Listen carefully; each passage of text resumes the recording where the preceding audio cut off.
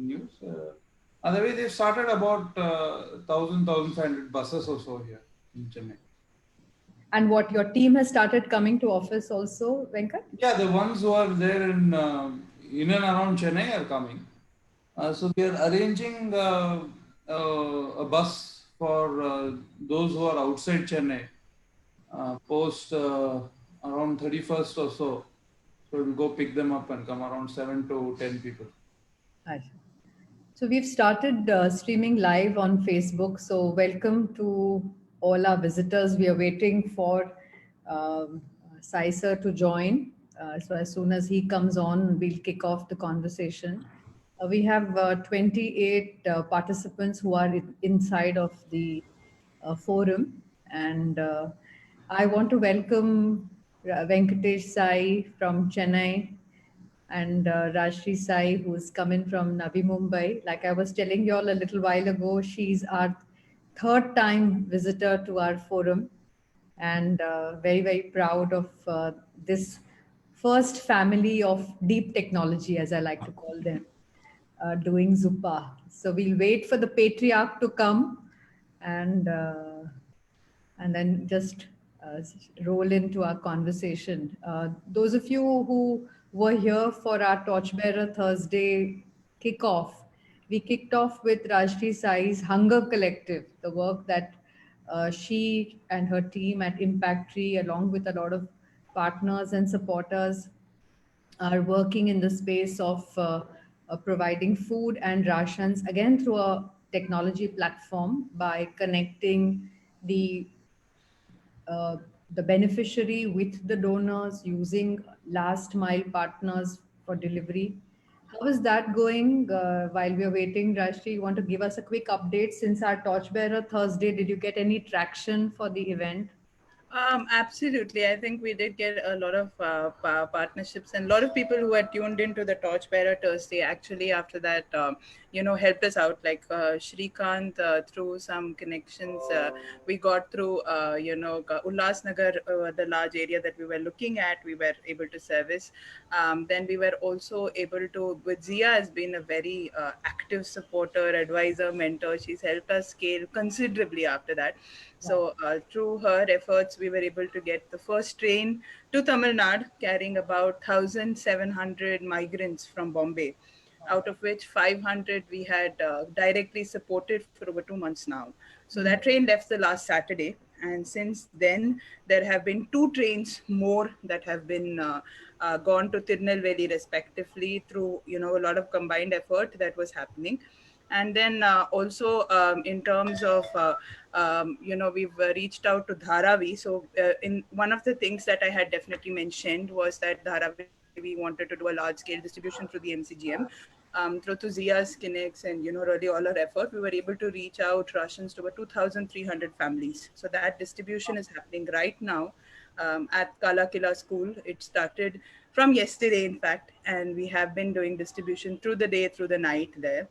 And even Sanjeev had shared about us on all his social media platforms, which got us considerable traction across, a lot of people talking about us. And then that in turn translated to a lot more credibility and donations. So I think we are at a good place now. We have served, that time when we came on the platform, it was close to 30,000 people, but now we have served over 80,000 people Wow. across the country. And we have almost become a helpline for all trains running to Tamil Yeah. Nadu. So we are coordinating with multiple nodal agencies to get that going. And for the last 3 days, almost 1,700 into three trains, 5,000 people have gone back home. So, Welcome, welcome, welcome. yes. You're I mute. think the audio is mute. Yeah, you're mute, sir. Yeah. Yeah. I've been having some challenges getting onto it from the laptop, so I've come onto the mobile version. Okay. I really don't know what the trouble is, because I could hear you and I could see others, but I couldn't, I think you couldn't see me. So that is the problem. Taisa, I want our viewers to know that they are in the very privileged company of what we would like to call as the first family of deep tech who joined in from Chennai. Welcome. Thank you. Welcome, and to Sai Pattabhiram sir has been as you know, in management and has been an entrepreneur now since 2004. So it's 16 years of entrepreneurship, right, sir? Yeah, absolutely. And you have with you your daughter Rashri Sai as the director of partnerships for Zupa, and our whiz kid Venkatesh Sai, who is director of I technology. wouldn't say this kid doing a I was telling the team before we went on air that it's very, very beautiful when a prodigy is nurtured in a way that he gets a platform to keep evolving and keep growing, and that's really something why we love and respect you all so much, and always a pleasure and privilege to interact. I think when we first connected, I would refer to your company as a drones company, and then Rashri would correct me and said IoT company. And now I think I'm just going to say Zupa. And Yep. tell us how the name Zupa happened before we dive deep into what you are doing. Well, I think Venkat can answer that the best. So Venkat. So basically, it's that as in me and Rajashri like Italian food. So zuppa in Italian is soup. So it's a soup of different vegetables and legumes and all that. So our company also is similar to that, where we have a whole variety of technology that we are into, and so we said like how Italian soup is zuppa. In an Italian soup is a combination of legumes, different vegetables, aubergines, and all that. Our company also is that diverse. So then we said we are zuppa. And I think at that point of time, you had like ice cream sandwich, and everything was related to food when it came to naming technology. So we went with that flow and we named it Zupa. And of course, Mr. Sai can say there was a SEO angle also that we looked at when we basically named it that way. Yeah, so we did a keyword search and some technical stuff on that. So we understood that this combination of letters is very unique for Google search. Beautiful, and it's also very sticky. You don't forget it, and that's Yeah. very powerful. It's That's a powerful very mnemonic, and I'm sure people will remember and will also go and uh, try and understand. We are doing this is our sixth Torchbearer Thursday event, and we kicked off this event incidentally with Rashri Sai and Hunger Collective. We've done last week was food tech.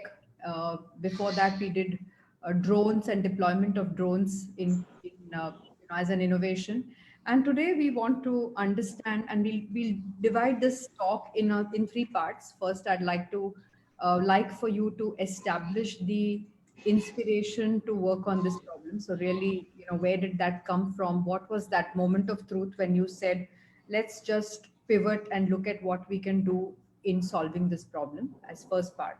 Second part, I'd like us to go deeply and understand what's the proof of concepts, what have we done, what have we accomplished on ground, and where are we today, what difference is it making, and what is really the potential to impact.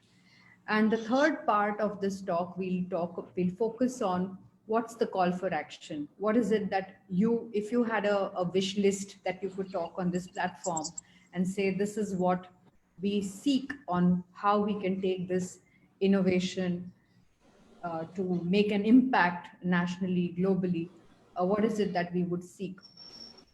And then we can sort of open up to questions. Shall we do that? Okay, so yeah, so let me just start the talk with a short brief on about our company and how exactly we came to this point. So you see, as you had mentioned earlier, that we were a drone company, and we had created we created a drone autopilot or a flight controller way back in 2014-15. And possibly even today, we are among a dozen companies globally who have the technology for a drone autopilot or a drone flight controller. Now, this particular technology, came at a time when DGCA put a ban on the import of ban on the use of drones, civilian drones in India. So we actually were left with a technology and we were left with a product without a market. And that was a scenario that we came across in 2014-15. And then from there on, we started taking parts of this technology off, or you could say parts of the know-how off. Now a drone, to understand a drone flight controller, a drone flies in two ways. One is it navigates using GPS points, and it flies, and it is automated using GPS points. So the point was that if we can, navigate a drone using GPS, we could as well track a vehicle using GPS. We could use GPS for specific functions like dropping of seeds when we can use GPS for taking photographs. So everything of what we do today has its origin in the drone technology. Okay. Now, if you were to break this drone technology into two specific components, now the GPS part of it could be called as a geolocation component. Okay. And the act of actually flying the drone and navigating it could be called as a geo-navigation part of it. Okay. So this, we kind of re-engineered our drone technology into two separate platforms. That is, one is the geolocation and the second is the geo-navigation. So geolocation basically means GPS tagging of whatever data. So it could be any data from any sensor, and that would be GPS tagged. So that is something that we use as a geolocation platform. So that, when it can be done to a drone, it can be done to a vehicle. So we started getting into vehicle tracking systems. We got ourselves approved under the stringent Government of India norms called AIS 140. We created a vehicle tracking system where we have now over 3,000 subscribers and buyers of our vehicle tracking systems, already using it on the field in various areas. Now, one thing led to another, and when we could, our vehicle tracking system, we expanded it into a temperature monitoring solution. And that temperature monitoring was done for cold chain vehicles and cold stores. And when COVID struck, we said if we can monitor the temperature of a vehicle or we can monitor the temperature of a cold store, we can do it for human beings. Yeah. And that's where we changed the sensor, and that's where it came from. So now I'll just request Venkat to take it forward from here. Sure. Thank you very much for that context setting. Very helpful. Yeah. So basically, how it actually occurred was this entire thing started close to around 1.5 months back, as in when I think me and Rajeshri were working on the platform for Hunger Collective. And as I was working on that and creating that platform for her, it's to me that if she is able to do this much and contribute this much to society through something, I better do something also parallelly to that. Sibling rivalry, eh? Something like a competition. I wouldn't say a competition to the essence of the word competition, but yeah, it is something like I felt that I need to do something also. Lovely. So we said, so then we kind of, me and Sai just brainstormed a little and kind of were trying to think how is it, as in what are the pain points. So if you look at it now, there are a few primary pain points which are present as what we have analyzed it once the world comes out of COVID and is currently coming out of COVID. In some countries, they are coming out of it. Some countries, they have come out of it.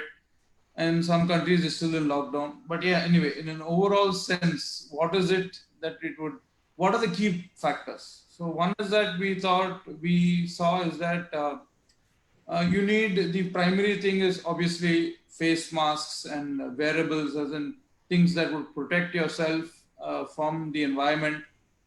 So that is a pain point which is there. And yes, there are many countries today in India who are addressing that. Then the second point is monitoring and indexing.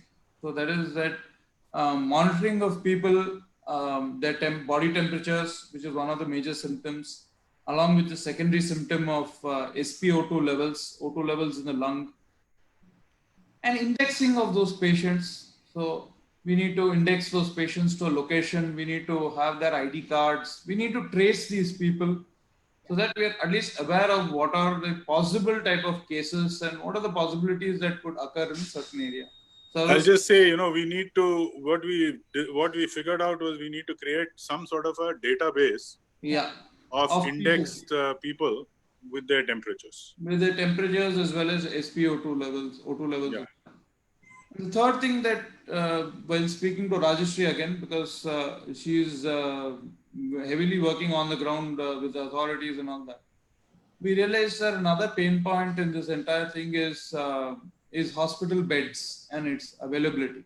Yeah. There is no as such today a real-time system which would be able to provide a person with information on what is the current availability of hospital beds near him. So Rajeshi was telling me of a case where a person, it's a very unfortunate situation, but a person had, I think, got COVID and was in a critical stage, and they had called the ambulance. The ambulance had to go to 4 different hospitals because of the lack of availability of beds. And very unfortunately, the person, I think, when they reached the 5th hospital, had passed away by then. So in today's day and age, we realize that when we have such, powerful technologies like number one, like your phone is such a powerful tool, which would be able to, it can display information to people. Social media is such a powerful tool. So with all these technologies existing, why is it that this type of a basic problem could not be solved? So this was the third thing. It's consolidation of resources. So we said that, okay, obviously the first part is masks and all that, and that's not our forte. The second part of indexing, yes, that's something we can do because it's near, it includes sensors, it includes IoT, it includes geolocation. Yes, that's something we can do. And the third is resource consolidation. So that's kind of like a stock entry or a SAP or an ERP type of system, which can be integrated onto the same platform that we are using. So we said we set out to start doing this, and we said we really need to do this because with the kind of technology which is available today in everyone's hands in the form of mobile, these are small issues which can be solved easily, but today are not, because they're not being solved. It's the impact is very adverse. Started this around 1.5 months back. And we, at that time, for the temperature and the O2 level sensing, we basically, we had a automobile product. So we said that anyway, now because China is close, China was closed at that time, and more or less the entire world was. Yeah. We couldn't as such, make a new product or anything like that. We needed to use what we have to roll out a service, or what is it? No, basically the point was, that we were already tracking, as I mentioned earlier, we were already tracking temperature of vehicles. So we could also do it for this was just tracking. So we just readapted the whole existing system for this particular purpose.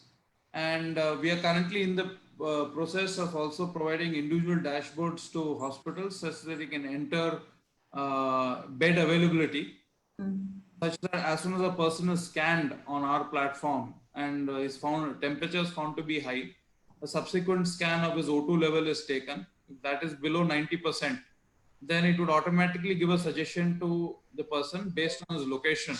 Which are the available hospital beds nearby, in what hospitals? Wow. That's the most important thing, because you've screened a person, you have kind of on your preliminary analysis, you have found out that there is some possibility that he might have it based on the O2 level and the temperature. And you have indexed him and you have directed him to the nearest available resource, which can sort out this problem for him. So it would actually, be required going forward. Integration of resources, integration, consolidation, and real-time, resource allocation to people. With this is what we can actually tackle a big, huge task like COVID. This innovation, has it been, has it also been talked about? Has it, is there like has this information reached authorities, and have you already started getting good traction? Well, to answer this question, you see, any product sells basically based on the need factor, right? Correct. So currently the need factor is for companies, offices, Okay. restaurants, and manufacturing units, factories. They're the ones who are opening up now. Yeah. So they feel the need for this particular product right away. So we have sold close to about 30 units till now. Okay. And those have been primarily sold to corporates as well as to, a couple of companies dealing with pharmaceutical companies.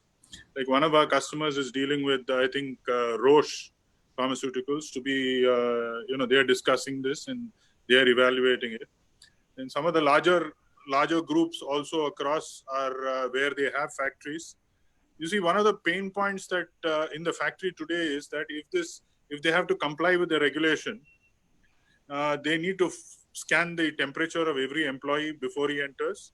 Yes. So it's a very manual process with the current Chinese guns that are available. So they take the temperature, they write it in a notebook or a register. Then they need to write the identity of the person, identity of the employee number of the person. Then the whole thing has to be translated into an Excel sheet or some form of a database, because they need to maintain records of this, because at any time the factory inspectors or the others could ask them for those details. Now they are finding this to be a very useful solution, because as soon as they scan a person and they enter the ID of the person, it gets updated onto the database. Okay.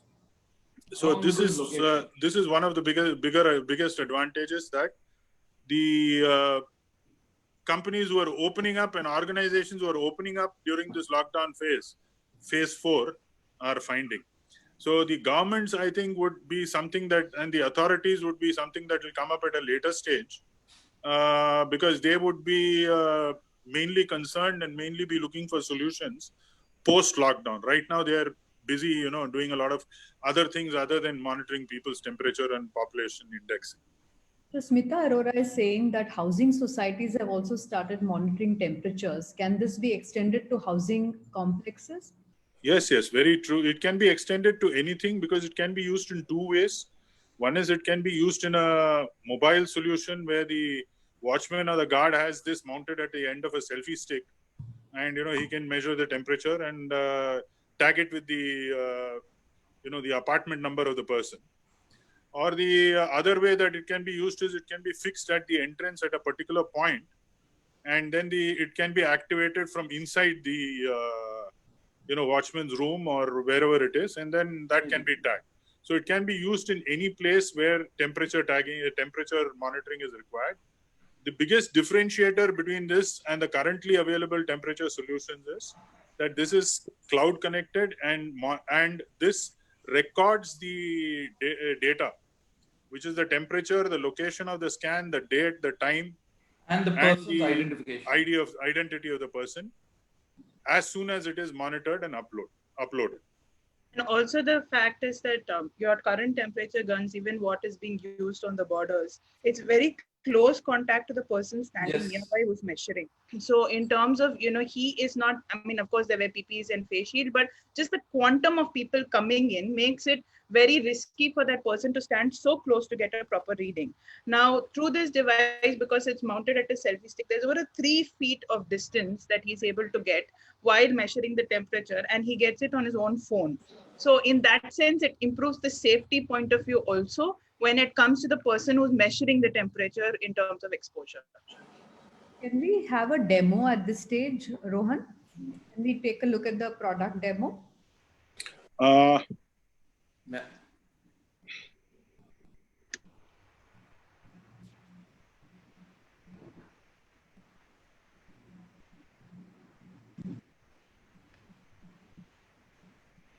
Thank you, Rohan. The real fight with COVID actually starts after lockdown is relaxed and management of the pandemic gets more complex. Maximum vigilance and screening is essential the world over. At this point to fully defeat the coronavirus. Introducing SuperTemp 2 Cloud, the mobile network-based cloud-connected temperature screening solution. SuperTemp 2 Cloud is a Bluetooth dongle. When paired to any mobile phone, converts it into a handheld thermal scanner at the click of a button on the phone app. The app automatically links the QR code ID like Aadhaar and the GPS location of the person screened and uploads it directly to cloud-based resources. It creates a database, would facilitate further detailed analysis and much more, leading to data-driven management of the pandemic. It creates documentary proof of daily screenings that operating private organizations can share with authorities as compliance data. It's as easy as using any app on the smartphone. Its low cost, ease of operations and mass deployment capabilities cover all these segments. SuperTemp 2 Cloud supports fight against COVID-19 by connecting highly scattered points of screening to databases for meaningful analytics, leading to data-driven efficiency in post-lockdown management.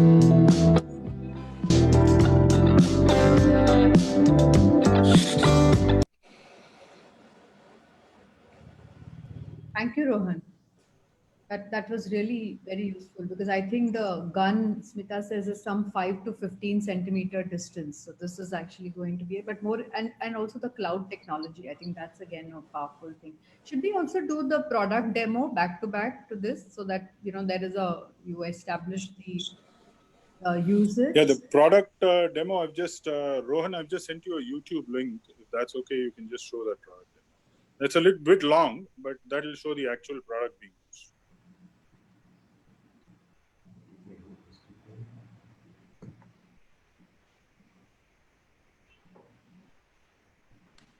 I can just This video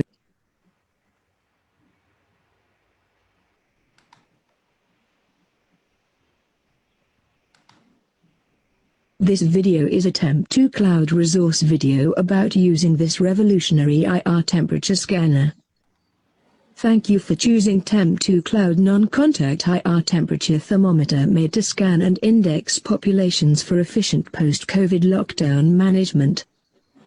For the purpose of this demo, we shall be demonstrating usage of Temp 2 Cloud dongle with an Android mobile this is basically the smartphone. Zuba, app. After downloading the app, the first thing is to log in using the credentials received with your Temp 2 Cloud.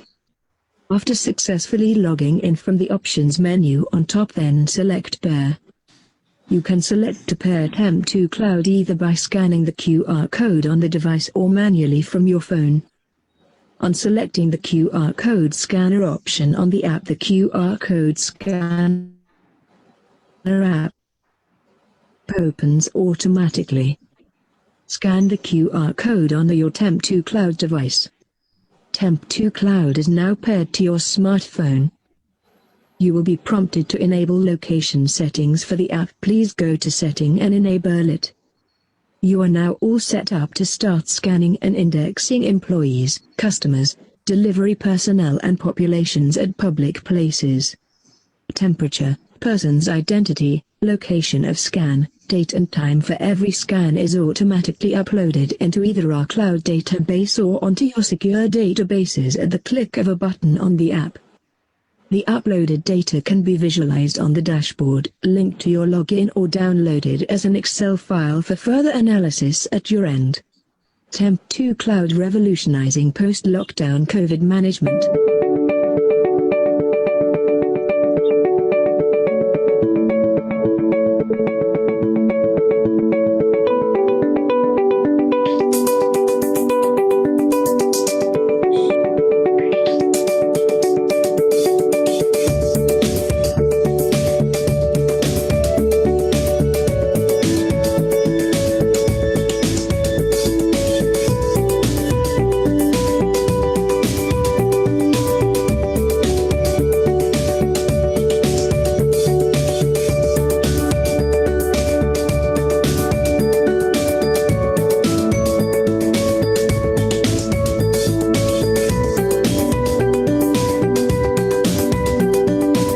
Maybe you could just pause it and allow Venkat to explain.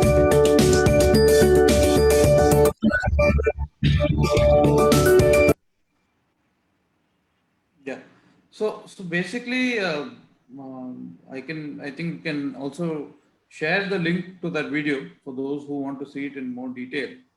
So the system actually performs a great deal of analysis on the data that's received from the smartphone, including actually we have an option which you could see further on in the video where you can also link the SpO2 level for general practitioners and doctors.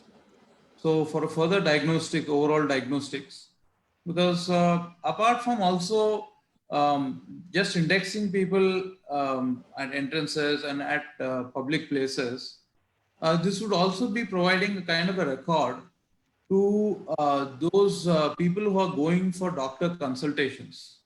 So for example, if you go to your local doctor, this would also be able to provide a personalized log of what has been your movement, what has been the variation in your body temperature, what has been your O2 level that has been recorded on our app.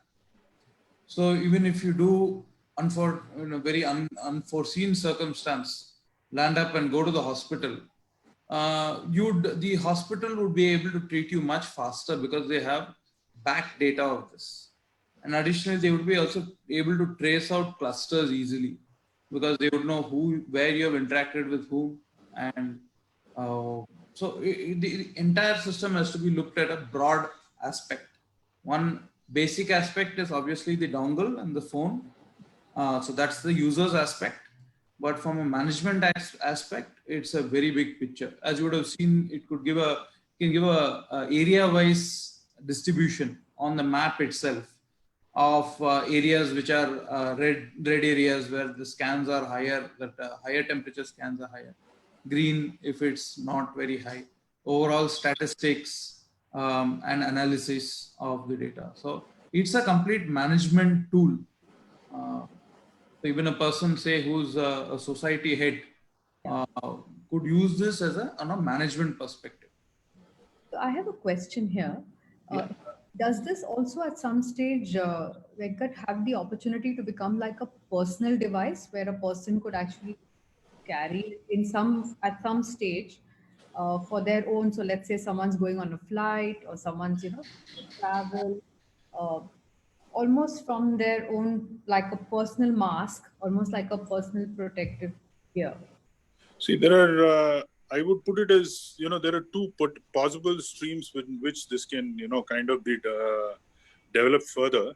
Mm-hmm. Of course, I'd just like to add one point here that it's been one and a half months since we've actually made this product, but we've got it to a point where we have paying customers already. But the way we see it going forward is that there are two, one is the public health part of it. Yeah. And the second is that this particular device functionalities could be added, because going forward, there is going to be a lot more of telemedicine and remote diagnostics and things of that kind. So, we could have situations where we can have, as Venkat said, we can have the oxygen level meter integrated into this. You can have a stethoscope sensor introduced into it. So a person could actually have it, and, based on their doctors could, kind of link up with them. They need not go to clinics. The doctor could link up with them. And if they have a temperature, they can get the temperature monitored. They could then themselves keep the stethoscope in various, as instructed by the doctor, where the doctor could then hear the sound over, the stethoscope's output over the air. Internet. And, the oxygen level could indicate, how the person's health is. So it could become, there is another area where it could evolve, is to become a kind of, as you said, an individual monitoring tool for remote diagnostics and supporting telemedicine.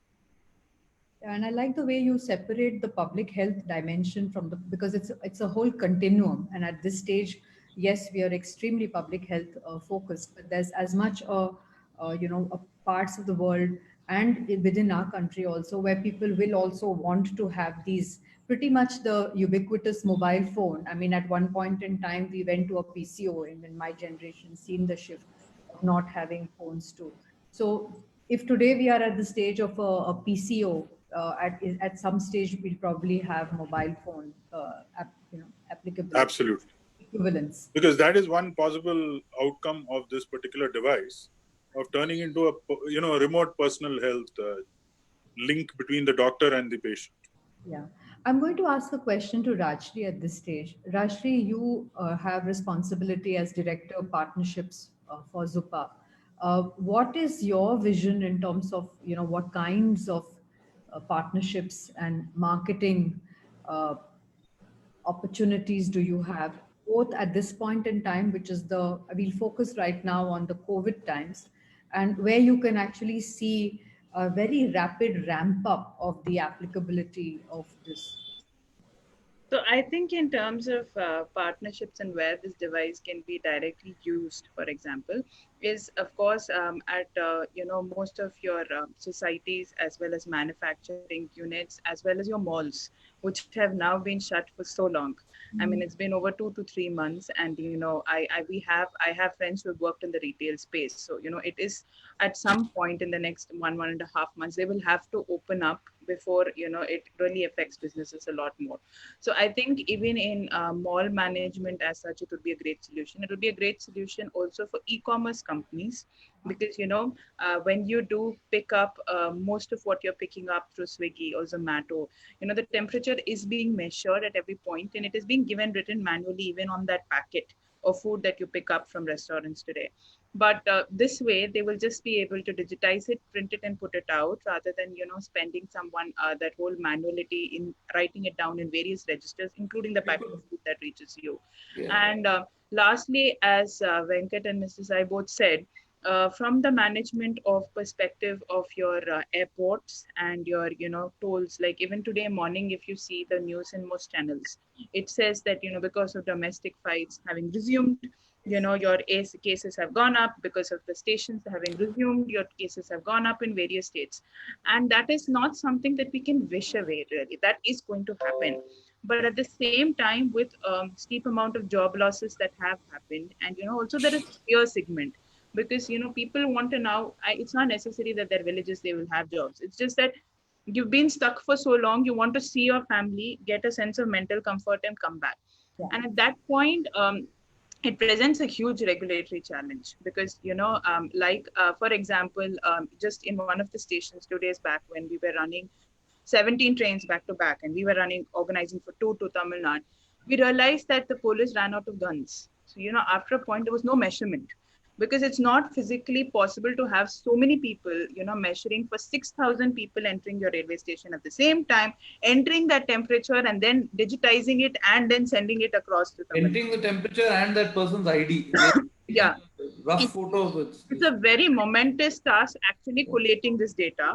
And today, when someone goes into Tamil Nadu, how do the authorities are asking, did you test them at the Bombay end? No, because there are lack of test kits. But we don't even have a record to say this was their temperature in Bombay and they were symptomatic or asymptomatic. And when they came into Tamil Nadu, this is what changed. That change mapping is not able to happen because everything is driven very manually, and there aren't enough people on the ground to do this.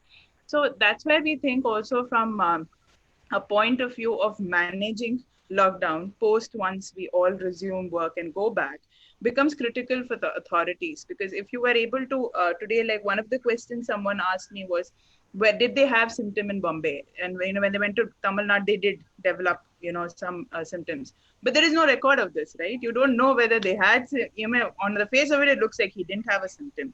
But when they disperse a symptom, do you pin that it happened in Tamil Nadu? Did it happen in transit? Did it happen in Bombay? These are questions no one can answer.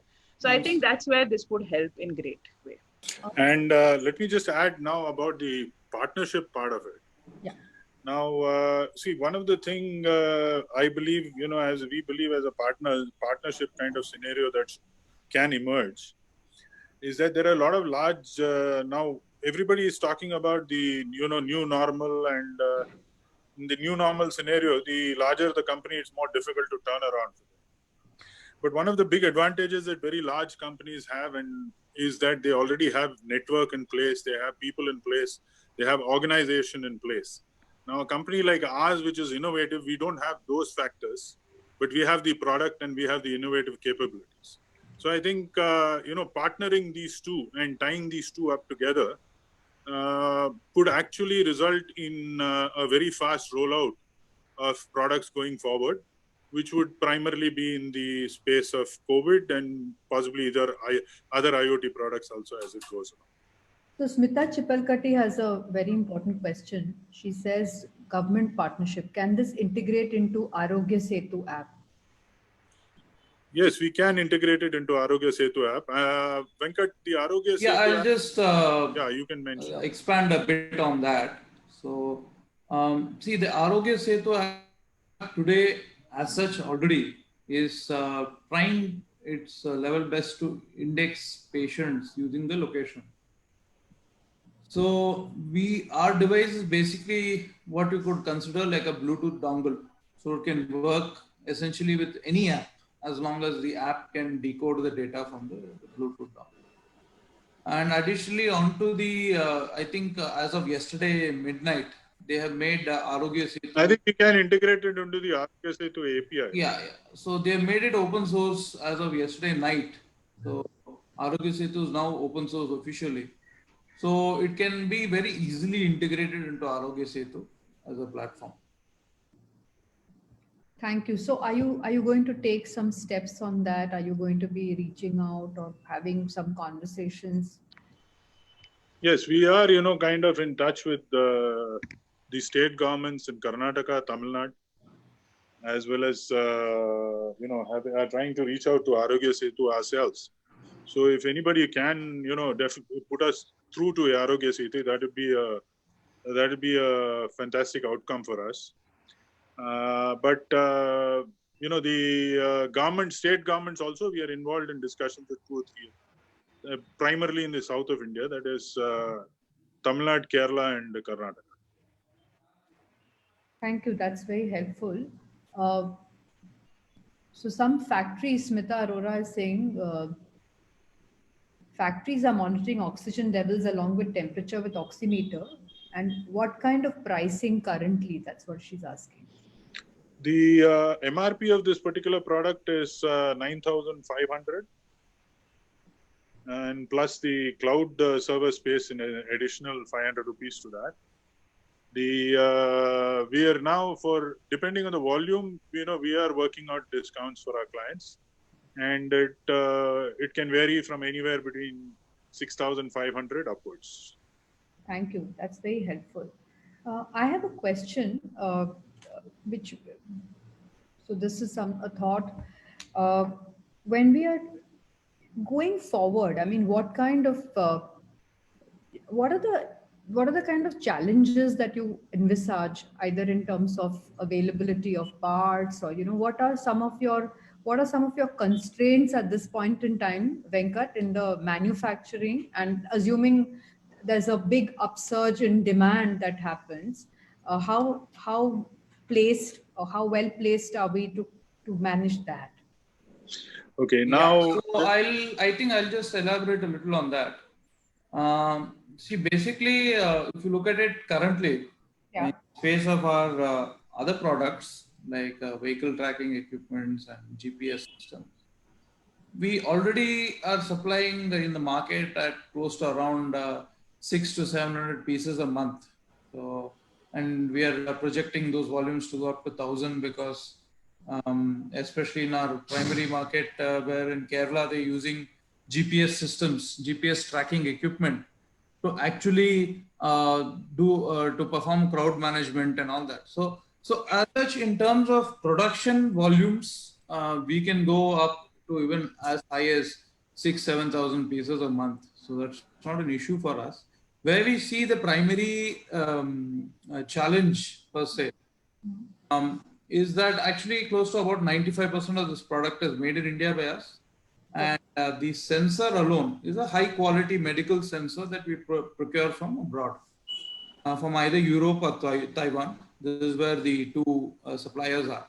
Now today, because of the current demand of these sensors, the price fluctuations are there in the market, as well as this thing. So the primary challenge that we see in terms of really scaling this up is just communicating and getting these sensors. Let me just complete take it forward from here, Venkat. You see, there are two. We would like to, we'd like to look at this in two separate ways. Mm. Now, one is, we see the Chinese products, possibly even, currently they're priced at a decent level.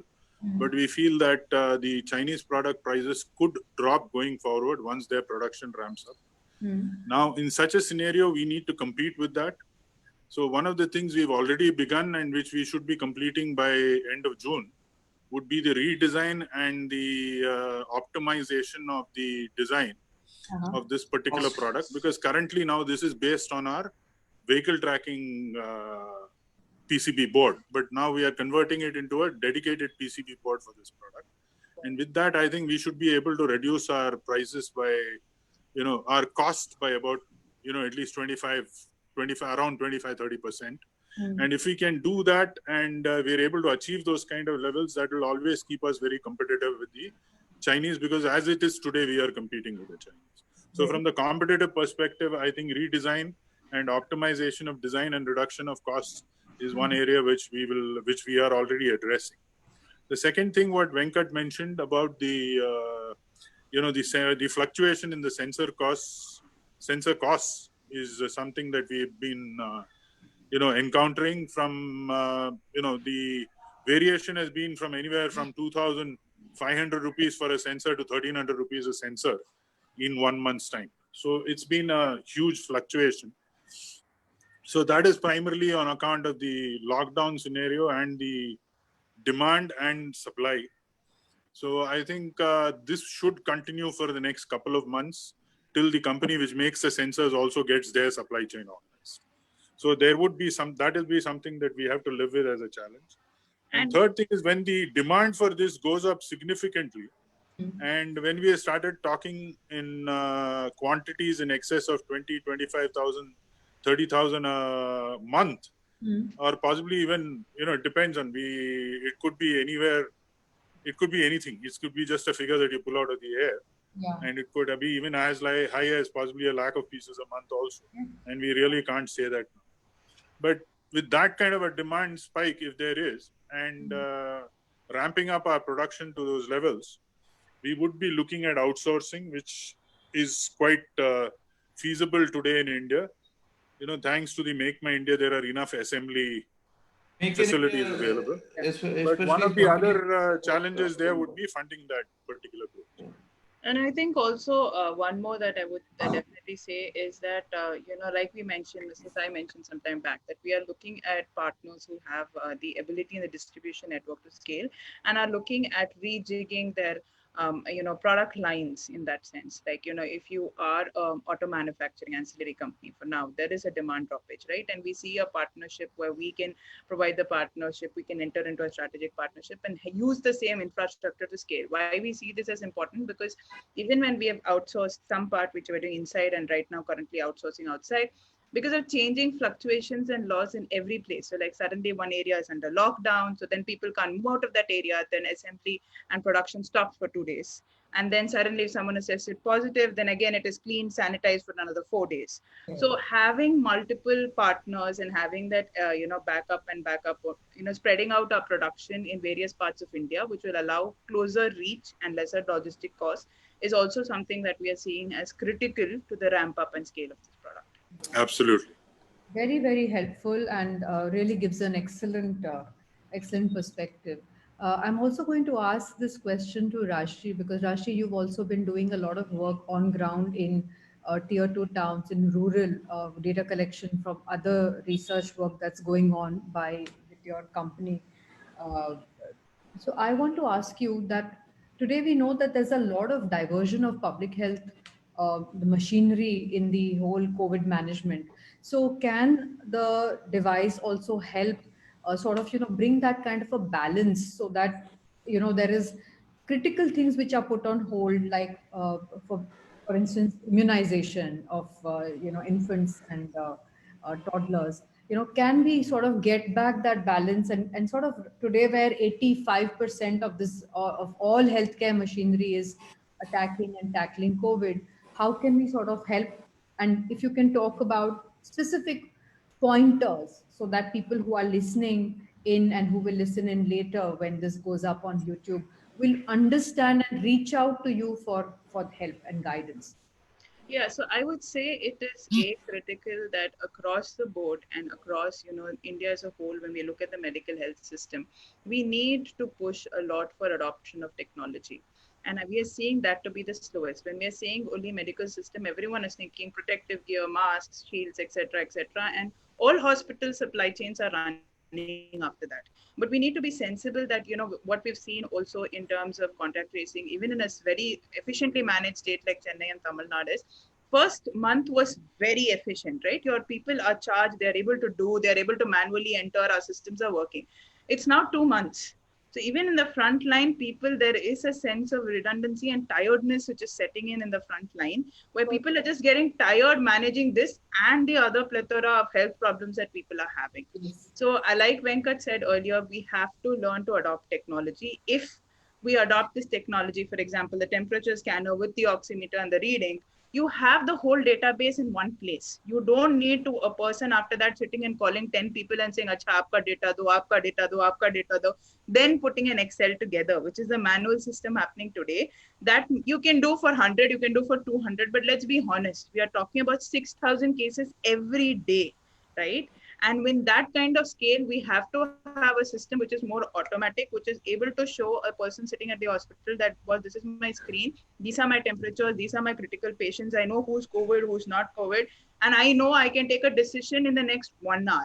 Right now, the system that we've been also working with the government takes 6 hours to update, right? So decisions are being taken only in the evening of every day on what to do the next day. Now, by then, you have left critically a lot of patients out of the net. So I think even in rural India, if you have to start up other services like immunization, etc., this system for COVID management has to be adopted. It has to be adopted with technology and can be used fast. And something which we've really understood even through the Hunger Collective and the other research work, everyone today has a smartphone. It is very unlikely that a person who's working as a nurse or a ward boy in a hospital does not have a smartphone. Everyone does. Through that only, like I've said before, we've got data sitting on a homeless person in front of an ATM has sent me data through WhatsApp, right? And yes, it is in his local script that he knows, which is Hindi, but it is possible to collect that data. There is technology.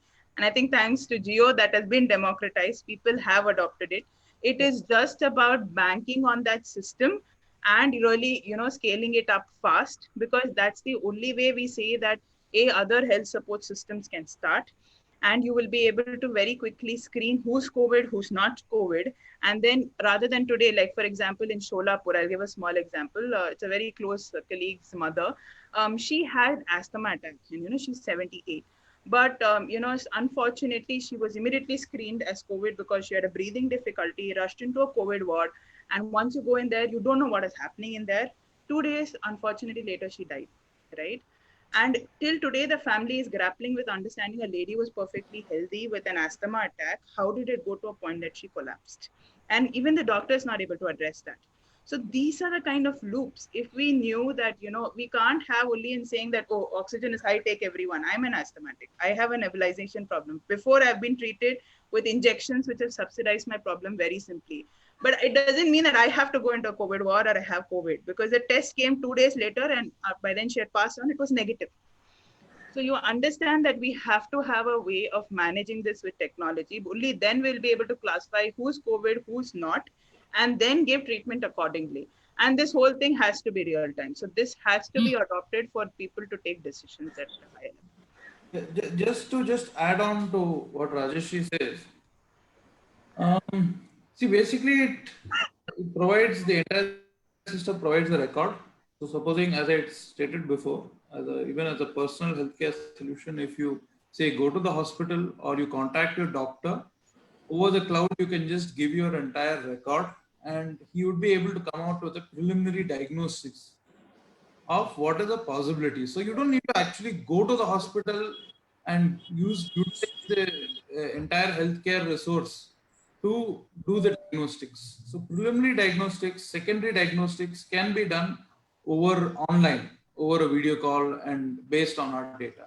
So that's what it's like, giving an outreach to a doctor in a hospital where today if he's covering 100 patients within the hospital, tomorrow over telemedicine and data that we are providing, he could diagnose maybe around 1,000 or even 2,000 people based on the data. So that is what we are trying to say, is that you'll have a record, and a record diagnostic is much faster. Also a great opportunity to have a partnership and work with domain experts in healthcare, in public health, so this is a time to sort of a potential to work and collaborate from the application end on a war thing is possible, isn't it?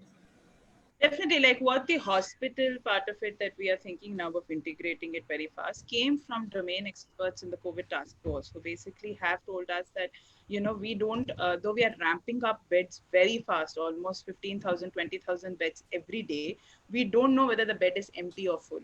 And there are deaths that are happening because of that, because of the fact that we are not able to map which hospital has bed, and the ambulance has to go to 7 places before the person can be admitted. So I think this is all over the social media. People know this is a reality. And I think an extension of that, when we do develop it and when we can integrate it, and which we are working very hard on, and once hospitals come on board, it is easier for us to manage that whole segment. And so that the ambulance driver can just click at the button, know where the inventory lies. See, let me just explain that in a slightly different way, in an easier way to understand. See, we are talking about, one is there are two parts to this particular system. One is the field scanning, where the person scans and he finds that, okay, there is a possible COVID patient there, or there is a person with a higher blood pressure and a higher O2 count. And now from there, he needs to understand, he or she needs to understand, where is the nearest hospital bed. Correct. Now, if that, or the treatment center. Now, the interesting part of technology is that the GPS the phone of the GPS, or the GPS on the phone of the person who scanned, and the GPS of the hospital, GPS location of the hospital, the two can be correlated. And all you need to do is put in a very simple, inventory management system, where you put in the opening balance of the beds, the discharges and the admissions, and then you get a closing balance, and you know whether the hospital bed is available or no. And correlating these two using a GPS location is all that it takes to do this. Yeah. The extension of our current system. Yes, yeah. So we have a last minute left, and Rohan tells me that we have a poll option here for our Facebook Live. Rohan, you want to share that poll? That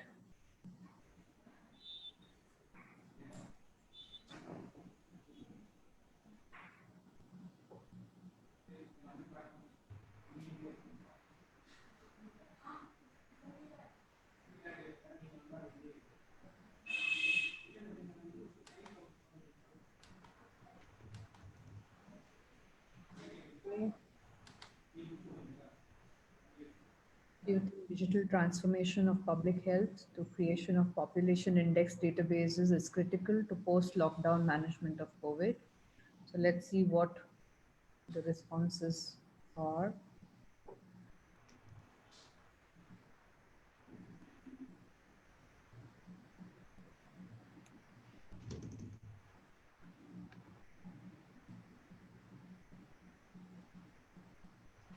Okay. Thank you, Rohan. So it is indeed critical. So I think I want to come to the close of our talk. Very, very insightful. How in these times, we are back to the wall, and you've been within a month and a half created something which is impacted. Do you have a number of how many beneficiaries, how many people have actually? I think how many people would have been saved or protected from this, very close proximity screening, as well as the huge hardships that have people go through, like you rightly said. Just by the use of your device, we've been able to I'm sure lakhs of people have been impacted already, isn't it?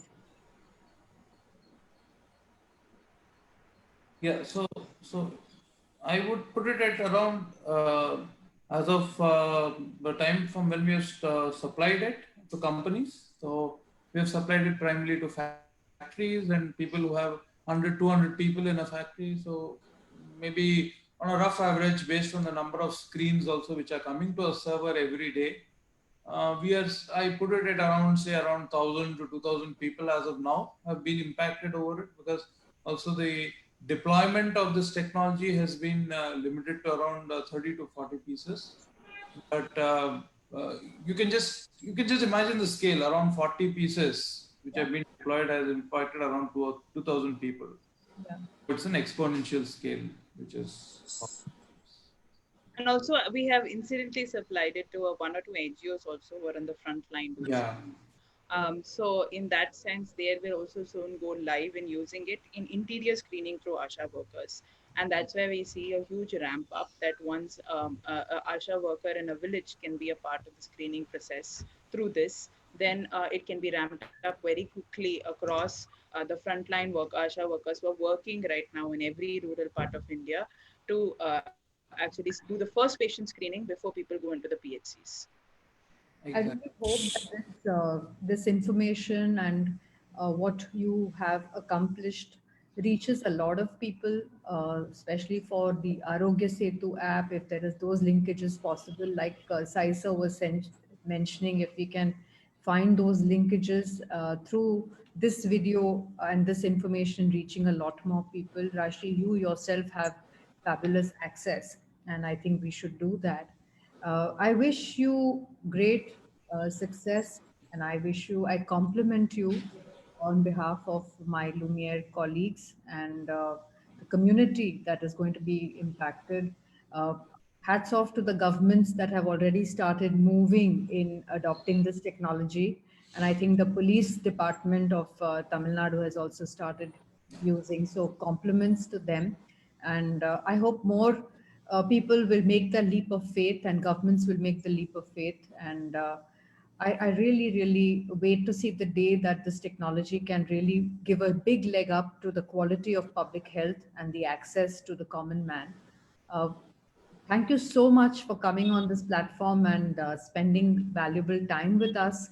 I really, really appreciate you. And like I said, the first family of Deep Tech from Chennai has been with us.